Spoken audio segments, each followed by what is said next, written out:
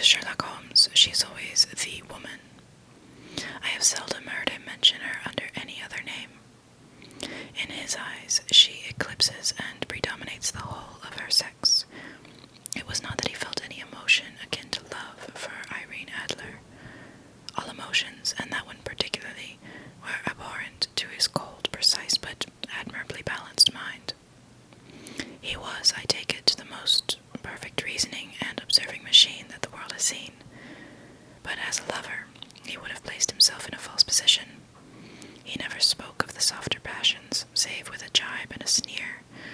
They were admirable things for the observer, excellent for drawing the veil from men's motives and actions, but for the trained reasoner to admit such intrusions into his own delicate and finely adjusted temperament was to introduce a distracting factor which might throw a doubt upon all his mental results. Grit in a sensitive instrument, or a crack in one of his own high-power lenses, would not be more disturbing than a strong emotion in a nature such as his. And yet there was but one woman to him, and that woman was the late Irene Adler, of dubious and questionable memory. I had seen little of Holmes lately. My marriage had drifted us away from each other, my own complete happiness, and the home-centered interests which rise up around the man who first finds himself master of his own establishment were sufficient to absorb all my attention. While Holmes, who loathed every form of society with his whole Bohemian soul, remained in our lodgings in Baker Street, buried among his old books, and alternating from week to week between cocaine and ambition, the drowsiness of the drug and the fierce energy of his own keen nature. He was still, as ever, deeply attracted by the study of crime, and occupied his immense faculties and extraordinary powers of observation in following out those clues, and clearing up those mysteries which had been abandoned as hopeless by the official police. From time to time I heard some vague account of his doings, of his summons to Odessa in the case of the Trepoff murder, of his clearing up of the singular tragedy of the Atkinson brothers at Trincomalee, and finally of the mission which he had accomplished so delicately and successfully for the reigning family of Holland. Beyond these signs of his activity, however, which I merely shared with all the readers of the daily press, I knew little of my former friend and companion. One night, it was on the 20th of March, 1888, I was returning from a journey to a patient, for I had now returned to civil practice, when my way led me through Baker Street. As I passed the well-remembered door, which must always be associated in my mind with my wooing, and with the dark incidents of the study in scarlet, I was seized with a keen desire to see Holmes again, and to know how he was employing his extraordinary powers. His rooms were brilliantly lit, and even as I looked up, I saw his tall, spare figure pass twice in a dark silhouette against the blind. He was pacing the room swiftly, eagerly, with his head sunk upon his chest, and his hands clasped behind him. To me, who knew his every mood and habit, his attitude and manner told their own story. He was at work again. He had arisen out of his drug-created dreams, and was hot upon the scent of some new problem. I rang the bell, and was shown up to the chamber which had formerly been in part my own. His manner was not effusive. It seldom was, but he was glad, I think, to see me. With hardly a word spoken, but with a kindly eye, he waved me to an armchair, threw across his case of cigars, and indicated a spirit case and a gasogene in the corner. Then he stood before the fire, and looked me over in his singular introspective fashion. "Wedlock suits you," he remarked. "I think, Watson, that you have put on 7.5 pounds since I saw you." "7," I answered. "Indeed, I should have thought a little more, just a trifle more, I fancy, Watson, and in practice again, I observe. You did not tell me that you intended to go into hardness." "Then how did you know?" "I see it. I deduce it. How do I know that you have been getting yourself very wet lately, and that you have a most clumsy and careless servant girl?" "My dear Holmes," said I, "this is too much. You would certainly have been burned had you lived a few centuries ago. It is true that mess, but as I have changed my clothes, I can't imagine how you deduce it. As to Mary Jane, she is incorrigible, and my wife has given her notice, but there again I fail to see how you work it out. He chuckled to himself and rubbed his long nervous hands together. It is simplicity itself, said he. My eyes tell me that on the inside of your left shoe, just where the firelight strikes it, the leather is scored by 6 almost parallel cuts. Obviously, they have been caused by someone who has very carelessly scraped round the edges of the sole in order to remove crusted mud from it. Hence, you see, my double deduction that you had been out in vile weather, and that you had a particularly malignant boot-slitting specimen of the London slavey.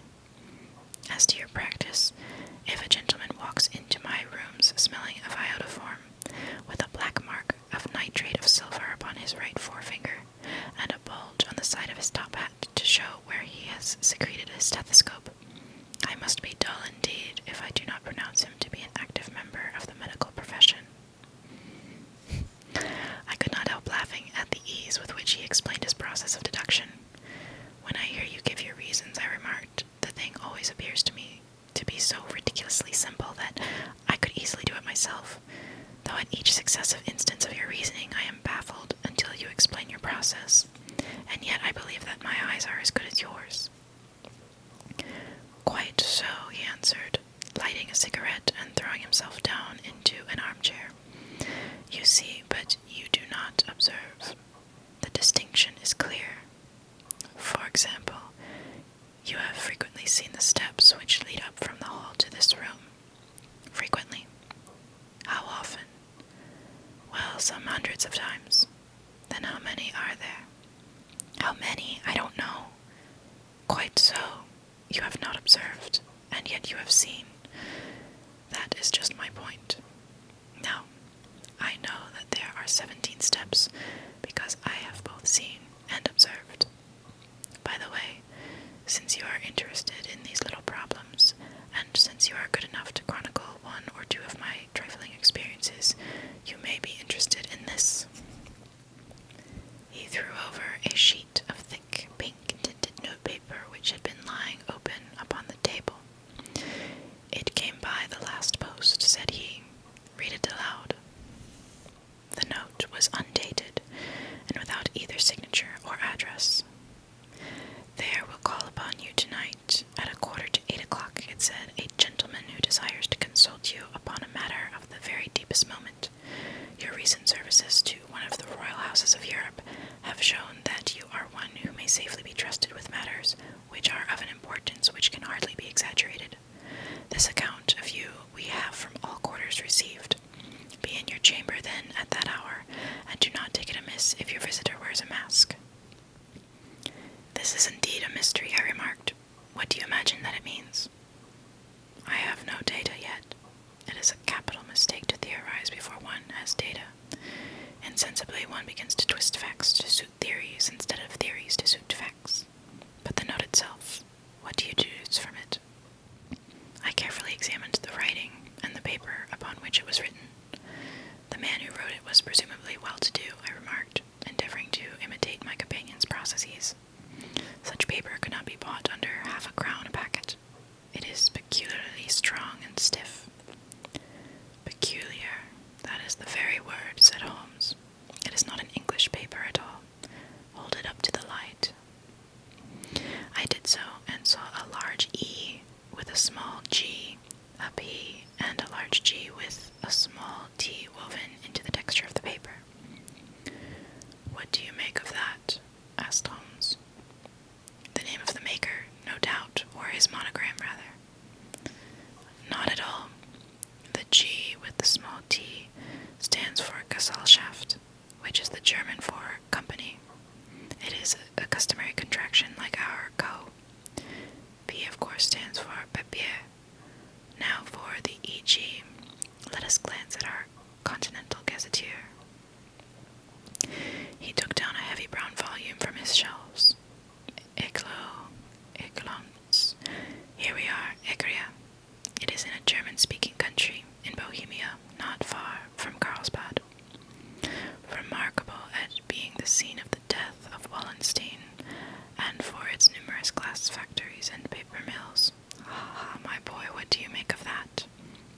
eyes sparkled, and he sent up a great blue triumphant cloud from his cigarette. "The paper was made in Bohemia," I said. "Precisely, and the man who wrote the note is a German. Do you note the peculiar construction of the sentence? This account of you we have from all quarters received. A Frenchman or Russian could not have written that. It is the German who is so uncourteous to his verbs. It only remains, therefore, to discover what is wanted by this German who writes upon a Bohemian paper, and prefers wearing a mask to showing his face. And here he comes, if I am not mistaken, to resolve all our doubts." As he spoke, there was the sharp sound of horses' hoofs, and grating wheels against the curb, followed by a sharp pull at the bell. Holmes whistled. "A pair, by the sound," said he. "Yes," he continued, glancing out of the window, "a nice little brougham and a pair of beauties. 150 guineas apiece. There's money in this case, Watson, if there's nothing else. I think that I had better go, Holmes." "Not a bit, Doctor. Stay where you are. I am lost without my Boswell, and this promises to be interesting. It would be a pity to miss it. But your client—" "Never mind him. I may want your help, and so may he. Here he comes. Sit down in that armchair, Doctor, and give us your best attention." A slow and heavy step, which had been heard upon the stairs and in the passage, paused immediately outside the door. Then there was a loud and authoritative tap. "Come in," said Holmes. A man entered who could hardly have been less than 6 feet 6 inches in height, with the chest and limbs of a Hercules. His dress was rich, with a richness which would, in England, be looked upon as akin to bad taste. Heavy bands of astrakhan were slashed across the sleeves and fronts of his double-breasted coat, while the deep blue cloak which was thrown over his shoulders was lined with flame-colored silk, and secured at the neck with a brooch which consisted of a single flaming barrel. Boots which extended halfway up his calves, and which were trimmed at the tops with rich brown fur, completed the impression of barbaric opulence which was suggested by his whole appearance. He carried a broad-brimmed hat in his hand, while he wore across the upper part of his face, extending down past the cheekbones, a black visored mask, which he had apparently adjusted that very moment, for his hand was still raised to it as he entered. From the lower part of the face he appeared to be a man of strong character, with a thick, hanging lip, and a long, straight chin, suggestive of resolution pushed to the length of obstinacy. "You had my note?" he asked, with a deep, harsh voice, and a strongly marked German accent. "I told you that I would call." He looked from one to the other of us, as if uncertain which to address. "Pray take a seat," said Holmes. "This is my friend and colleague, Dr. Watson, who is occasionally good enough to help me in my cases. Whom have I the honor to address?" "You may address me as the Count von Gramm, a Bohemian nobleman. I understand that this gentleman, your friend, is a man of honor and discretion, whom I may trust with a matter of the most extreme importance. If not, I should much prefer to communicate with you alone." I rose to go, but Holmes caught me by the wrist and pushed me back into my chair. "It is both or none," said he. "You may say before this gentleman anything which you may say to me." The Count shrugged his broad shoulders. "Then I must begin," said he, "by binding you both to absolute secrecy for 2 years. At the end of that time the matter will be of no importance. At present it is not too much to say that it is of such weight that it may have an influence upon European history." "I promise," said Holmes. "And I." "You will excuse this mask," continued our strange visitor. "The august person who employs me wishes his agent to be unknown to you, and I may confess at once that the title by which I have just called myself is not exactly my own." "I was aware of it," said Holmes dryly. "The circumstances are of great delicacy, and every precaution has to be taken to quench what might grow to be an immense scandal and seriously compromise one of the reigning families of Europe. To speak plainly, the matter implicates the great house of Ormstein, hereditary kings of Bohemia." "I was also aware of that," murmured Holmes, settling himself down in his armchair and closing his eyes. Our visitor glanced with some apparent surprise at the languid, lounging figure of the man who had been no doubt depicted to him as the most incisive reasoner and most energetic agent in Europe. Holmes slowly reopened his eyes,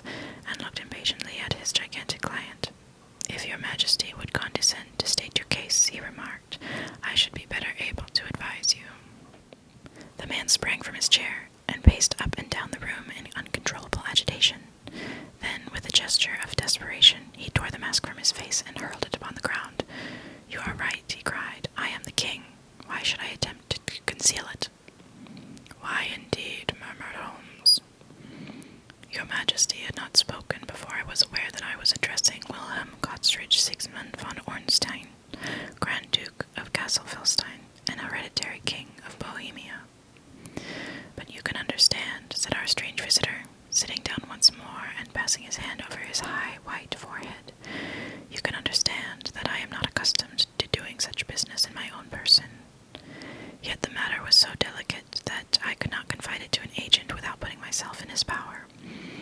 I have come incognito from Prague for the purpose of consulting you. Then pray consult, said Holmes, shutting his eyes once more. The facts are briefly these. Some 5 years ago, during a lengthy visit to Warsaw, I made the acquaintance of the well-known adventuress Irene Adler. The name is no doubt familiar to you. Kindly look her up in my index, Doctor, murmured Holmes, without opening his eyes. For many years he had adopted a system of docketing all paragraphs concerning men and things, so that it was difficult to name a subject or person on which he could not at once furnish information.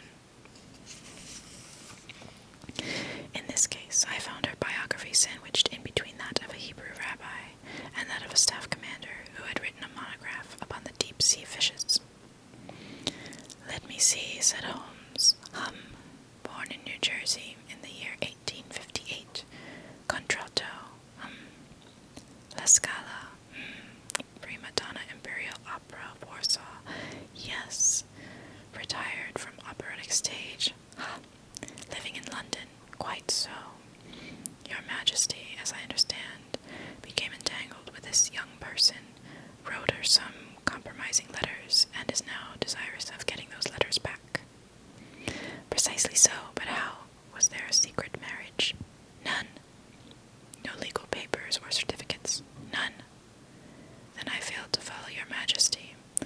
If this young person should produce her letters for blackmailing or other purposes, how is she to prove their authenticity? There is the writing. Pooh-pooh. Forgery. My private notepaper. Stolen. My own seal. Imitated. My photograph. Bought. We were both in the photograph. Oh dear, that is very bad. Your Majesty has indeed committed an indiscretion. I was mad. Insane. You have compromised yourself seriously. I was only Crown Prince then. I was young. I am but 30 now. It must be recovered. We have tried and failed. Your Majesty must pay. It must be bought. She will not sell. Stolen, then. 5 attempts have been made. Twice burglars in my pay ransacked her house. Once we diverted her luggage when she traveled. Twice she has been waylaid. There has been no result. No sign of it. Absolutely none. Holmes laughed. It is quite a pretty little problem, said he. But a very serious one to me, returned the king reproachfully. Very indeed. And what does she propose to do with the photograph? To ruin me. But how? I am about to be married. So I have heard. To Clotilda Lothman von Saxe-Meiningen, the second daughter of the King of Scandinavia. You may know the strict principles of her family. She is herself the very soul of delicacy. A shadow of a doubt as to my conduct would bring the matter to an end. And Irene Adler threatens to send them the photograph, and she will do it. I know that she will do it. You do not know her, but she has a soul of steel. She has the face of the most beautiful of women, and the mind of the most resolute of men. Rather than I should marry another woman,